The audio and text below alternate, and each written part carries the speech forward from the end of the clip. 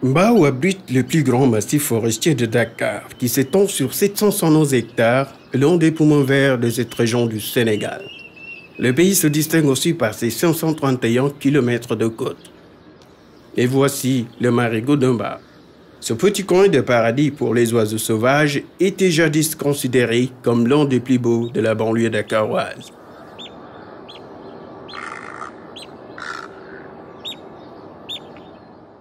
Aujourd'hui, la vie des oiseaux migrateurs s'organise tant bien que mal entre le marigot et les concessions des riverains.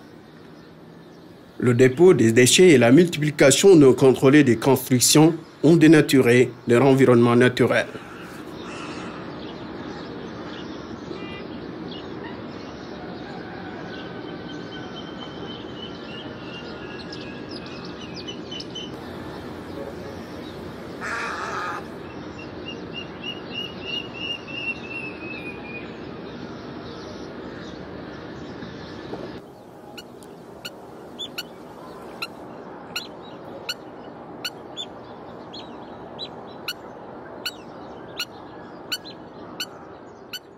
Bien des oiseaux migrateurs choisissent pour hiverner le climat plus clément de l'Afrique, mais dans les eaux salées peu profondes du marigot, les SH blanches sont-elles toujours protégées?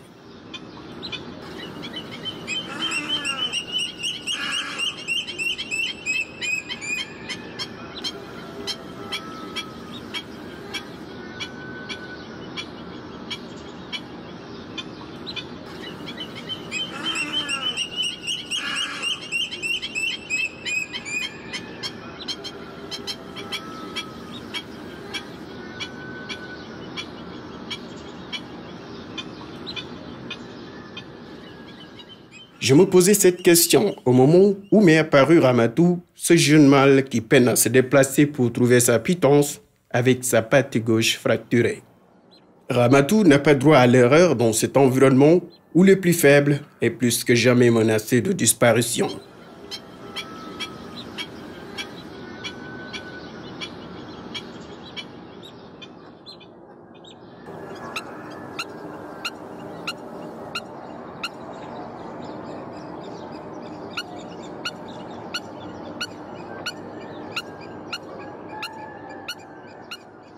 C'est que les autres marchent si vite, si allègrement grâce à leurs longues pattes en bonne santé, et ça ne leur est pas pénible qu'à lui de trouver les insectes aquatiques, vers, larves de mouches, têtards, mollusques et autres crustacés, indispensables à une vie qui peut durer environ 15 années.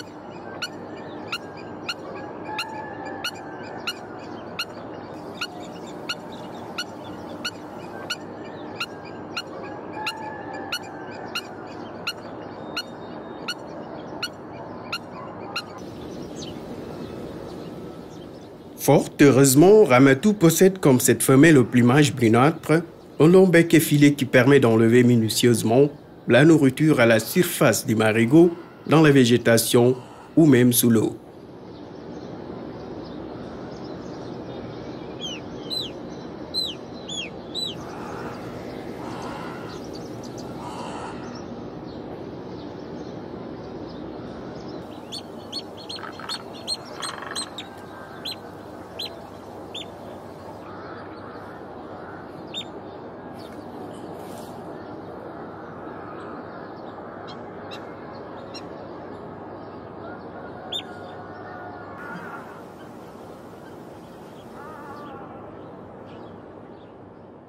Une fois l'estomac rempli, il importe de faire un brin de toilette avant la sieste qu'on peut faire debout sur une seule patte.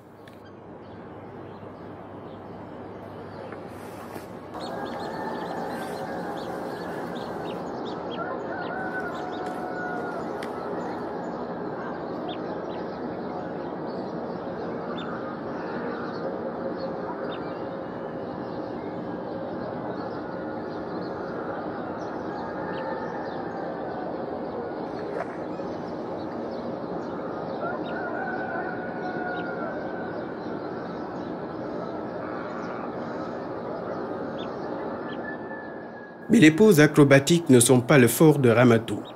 Et peut-être son inconfort dénonce-t-il un autre mal qui flotte autour du marigot.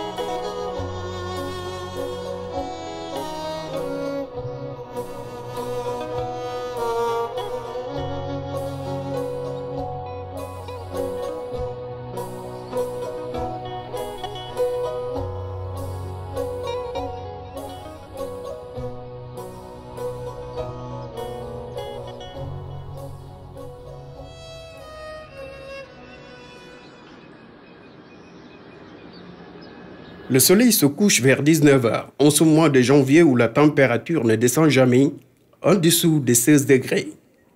La saison chaude, qui s'étend de novembre à juin, est aussi le temps des alizés.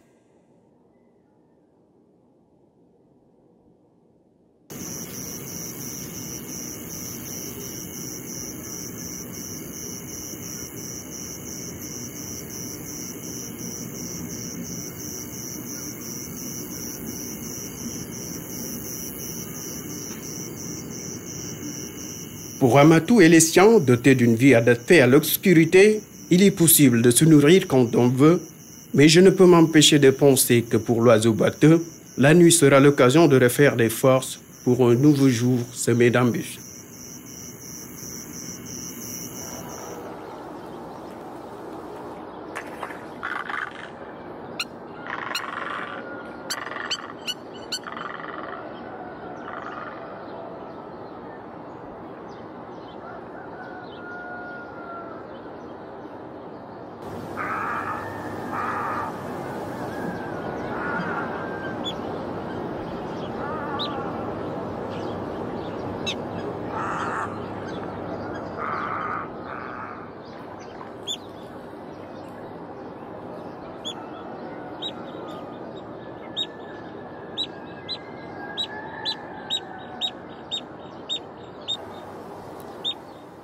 C'est que Ramatou affronte ce matin le regard des hérons agressifs qui peuvent être responsables de sa blessure à la patte, à moins que le danger ne soit ailleurs. Chien héron, jet de pierre, autre chose.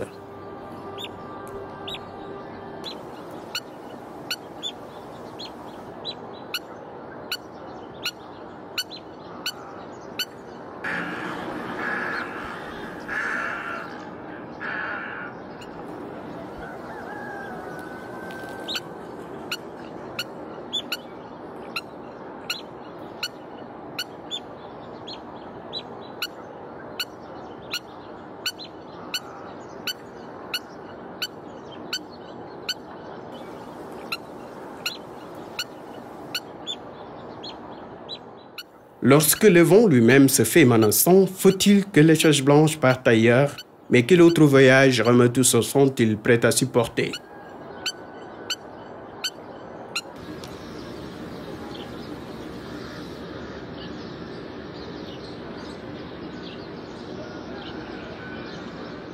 Le marigot d'un Mbao n'est plus aujourd'hui un lieu favorable à l'accouplement des échasses blanches qui se produisaient jadis de mi-mai à mi-juin sous le regard bienveillant de l'homme.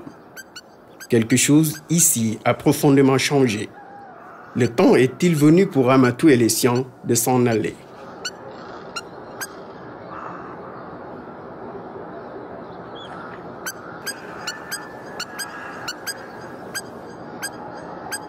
Ce matin, Ramatou quitte sa colonie pour se réfugier dans le territoire des Vanos armés.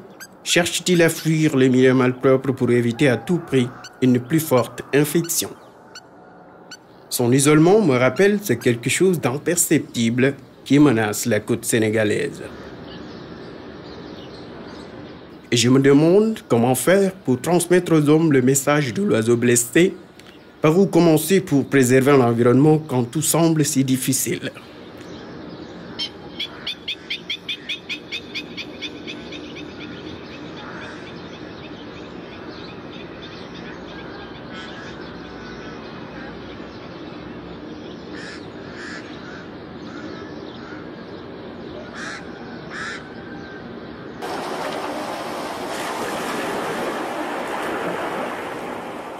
Pour les Sénégalais comme pour nous tous, l'élément aquatique constitue davantage qu'une mer, mais cette mer n'a pas retenu près de nous Ramatou. L'oiseau qui m'était devenu si proche a disparu un beau matin. Je laisse derrière moi ce cri insistant et plaintif de Ramatou, mais il ne me quittera plus. Et je me pose la question de savoir si mon ami l'oiseau était un lanceur d'alerte ou l'annonciateur de jours meilleurs.